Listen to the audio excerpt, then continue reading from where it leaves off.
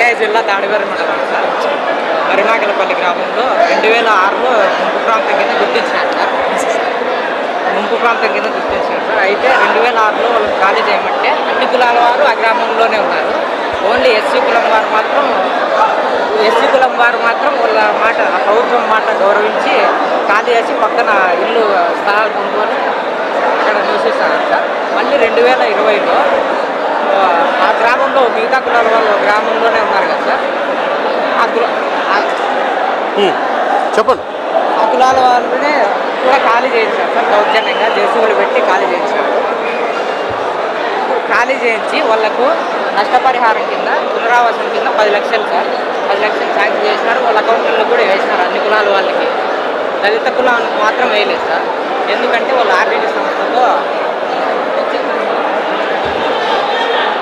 స్వచ్ఛంద సంస్థ స్వచ్ఛంద సంస్థ ద్వారా పక్కన ఇల్లు కట్టించుకుంటారండి సార్. వాళ్ళకి వేయలేదు సార్. ఇది ధర్మవరం చిత్రావతి ముంపు ప్రాంతం, రిజర్వాయర్కి ముంపు ప్రాంతంలో ఒక పట్ల గ్రామంలో అన్ని కులాల వాళ్ళు ఉన్నప్పుడు అందరినీ ఇక్కడ ముంపు ప్రాంతం దీని నుంచి ఇల్లు ఖాళీ చేయించి ముందుగా ఎస్సీ కులస్తులకి ఖాళీ చేయించి వాళ్ళకి బయటికి పంపించి మళ్ళీ మిగతా కులాలను కూడా బయటికి పంపించి ఈ రోజున ఎస్సీల మీద కపట ప్రేమ చూపించే వైసీపీ మిగతా కులాలకి వేసి కాంపన్సేషను ఈ రోజున ఎస్సీ కులస్తులకి ఇలా ఉంటుంది ప్రవర్తన. సో మీరు అర్థం చేసుకోండి, ప్రభుత్వాలు వైసీపీ ప్రభుత్వం చాలా కన్వీనియంట్గా మాట్లాడుతుంది.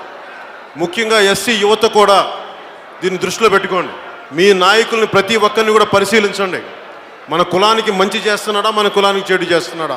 వైసీపీ నాయకత్వానికి మనల్ని అంటగడుతున్నారు. ఇవన్నీ మీరు జాగ్రత్తగా చూసి మీరు నిర్ణయాలు తీసుకోండి మీ భవిష్యత్తుకు సంబంధించి.